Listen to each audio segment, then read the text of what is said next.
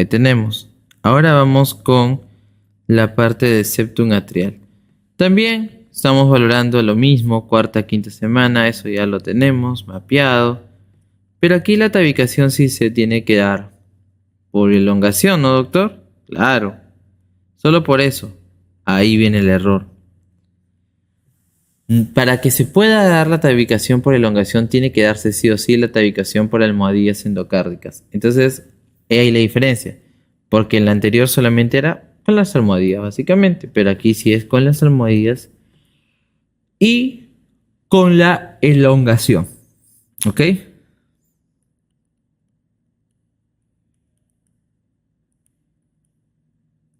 Ahí está. Miren aquí lo interesante que vamos a ver. Aquí tenemos lo que vendría a ser ya la parte cefálica de lo que representa las aurículas. Tenemos aquí la cámara auricular única como atrio primitivo y tenemos una pequeña hojita aquí de color verde que sería el septum primum. Este septum primum, si se están dando cuenta, se está formando del techo de este atrio primitivo. ¿Y qué es lo que está pasando? Miren la diferencia del lado 1, 2, 3. Está creciendo. ¿Está creciendo hacia dónde? ¿Cómo se llamaría esta zona? Si esta es la aurícula y este es el ventrículo, se llama región auriculoventricular. Pero como está en la presencia de las almohadillas con los cojinetes, se llama región de los cojines aurículos ventriculares. Entonces miren cómo va creciendo y se va generando esta disposición hacia los cojines auriculoventriculares. Luego estamos observando aquí con el paso de las láminas cómo en este septum se está formando ahora una pequeña relación de una apertura muesquita, ¿verdad? Y es que se va a formar un foramen, ¿verdad? Se va a formar un foramen. Un foramen es justamente el hecho de esta pequeña abertura que se va a generar. Entonces el foramen primario se forma aquí en la relación del borde libre del septum primum y luego el foramen primario se cierra cuando el septum primum empieza a prevalecer. Y cuando se fusiona aquí con los cojinetes auriculoventriculares ya genera una sola capa. Luego, ¿qué podemos observar? Que en la misma estructura del septum primo,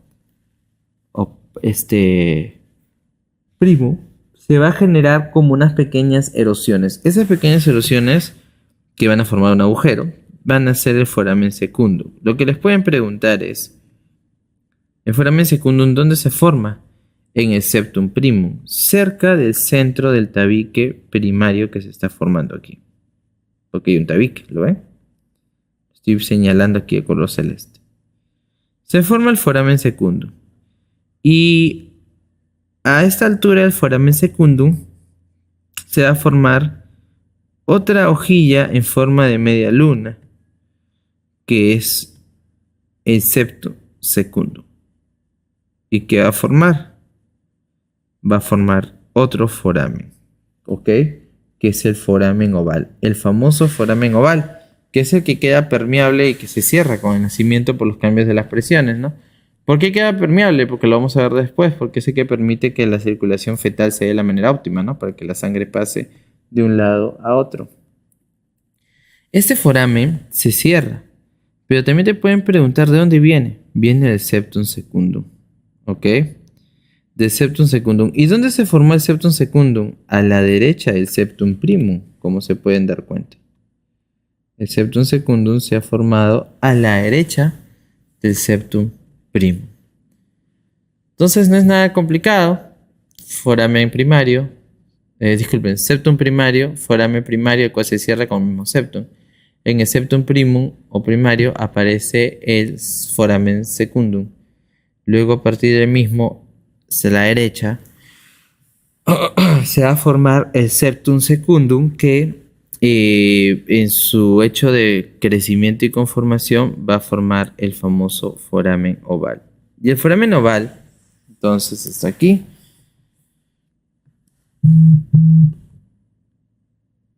Si quisiéramos apreciar un poquito y decir aquí, Ok, es la abertura entre los miembros o las regiones superior e inferior del septum secundum.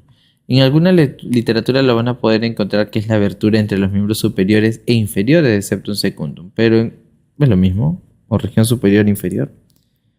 Recuerden aquí, por este es de repente de las más preguntadas.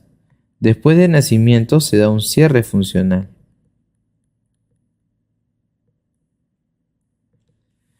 Se da un cierre funcional de foramen oval y va a ser facilitado por una disminución de la presión arterial, porque lo que pasa es que un inicio, cuando se da nacimiento, va a haber una obstrucción de la circulación placentaria y un aumento de la presión arterial izquierda.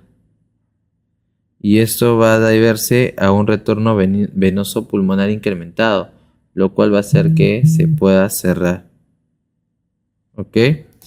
Entonces es importante eso. Recuerden eso. Entonces necesitamos entender la relación de la formación de los forámenes y sobre todo su importancia. Ahora, pero estos, doctor, ok, ya he entendido eso, ya entiendo el foramen, pero ¿qué va a pasar con los septum, con el septum primum y el septum secundum?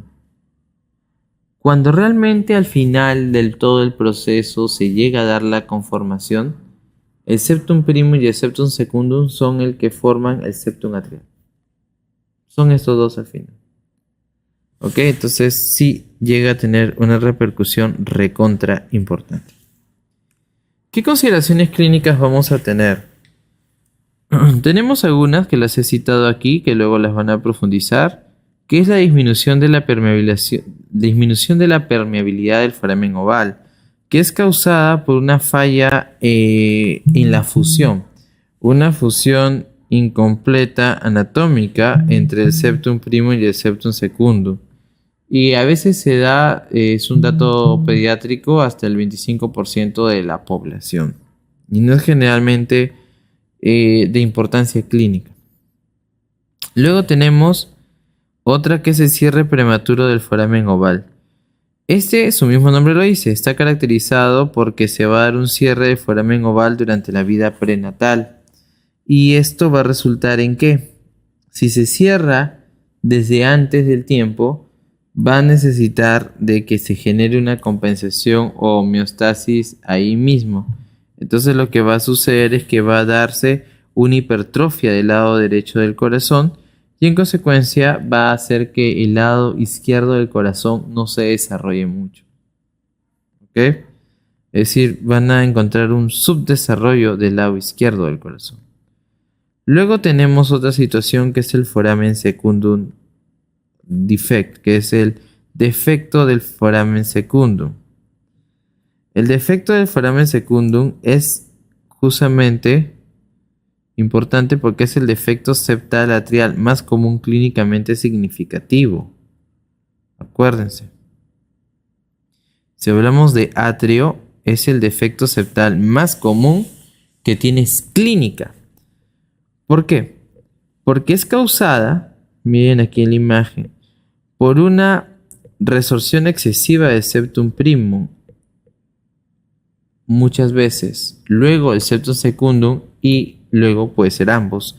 Esto resulta en una condición en la cual, miren, hay una abertura entre la aurícula derecha y la aurícula izquierda y esto hace de que, miren cómo pasa la sangre.